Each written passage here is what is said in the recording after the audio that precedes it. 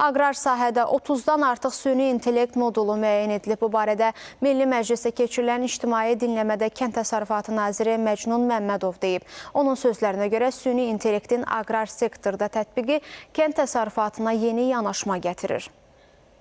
2020-ci ildə etibarən qurulan elektron kənd təsərrüfatı informasiya sistemi fermerlərin dövlət xidmətlərinə çıxışını əhəmiyyətli dərəcədə asanlaşdırmaqla yanaşı, dövlət tərəfindən göstərilən dəstək mexanizmlərin şəffaflığını, operativliyini və səmərəliliyini də ciddi şəkildə artırmışdır. Bu transformasiyanın yeni mərhələsi isə aqrar süni intellekt layihəsidir. Layihə çərçivəsində aqrar sahədə qərarverməni daha dəqiq və məlumat əsaslı etmək məqsədi ilə 30-dan artıq süni intellekt modulu müəyyən edilmişdir.